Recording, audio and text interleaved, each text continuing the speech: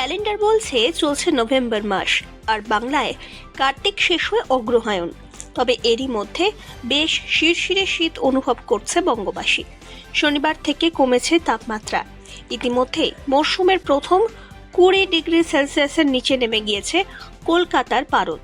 সপ্তাহের প্রথম কর্মদিবস সোমবার সকাল থেকেও কলকাতায় শীতের আমেজ বজায় রইল। শুধু কলকাতা নয়, বিভিন্ন জেলাতেই তাপমাত্রা নিচের দিকেই এই মুহূর্তে।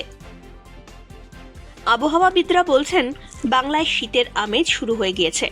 আগামী কয়েকদিন এমন আবহাওয়াই থাকবে। দক্ষিণের জেলাগুলি থেকে পশ্চিমের জেলাগুলিতে তাপমাত্রা আরও কিছুটা কম থাকবে বলেও পূর্বাভাস মিলেছে।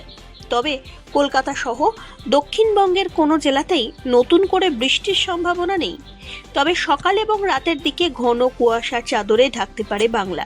ফলে এই সময়ে গাড়ি চলাচলের ক্ষেত্রে বাড়তি সতর্কতা নেওয়ার কথা বলা হয়েছে। সোমবার কলকাতার তাপমাত্রা 20 ডিগ্রির নিচে। জানা গিয়েছে সর্বনিম্ন তাপমাত্রা 18 ডিগ্রির কাছাকাছি থাকতে পারে।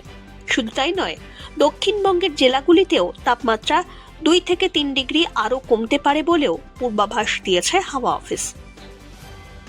অন্যদিকে উত্তরবঙ্গের তাপমাত্রাও কমতে শুরু করেছে। সন্ধ্যা এবং ভোরের দিকে বইছে ঠান্ডা হাওয়া। দার্জিলিং, জলপাইগুড়ি, কোচবিহার সহ উত্তরের 5 জেলায় স্বাভাবিকের থেকে তাপমাত্রা নেমে গিয়েছে প্রায় 2 ডিগ্রি সেলসিয়াস পর্যন্ত। রাত্রের তাপমাত্রা আরও কমতে পারে, এমনটাই পূর্বাভাস দেওয়া হয়েছে আলিপুর আবহাওয়া দপ্তরের পক্ষ থেকে। অন্যদিকে মালদা, উত্তর দিনাজপুর সহ একাধিক জেলায় কুয়াশার দাপট দেখা যেতে পারে বলে জানানো হয়েছে। তবে নভেম্বরের মাঝামাঝি সপ্তাহে পৌঁছে গেলেও এখনো জাঁকিয়ে ঠান্ডা পড়েনি। জাঁকিয়ে ঠান্ডার জন্য আরও কয়েকদিন বাংলার মানুষকে অপেক্ষা করতে হবে। ডিসেম্বরের প্রথম থেকেই দাপট দেখাতে পারে উত্তরে হাওয়া, এমনটাই মনে করছেন আবহাওয়াবিদরা।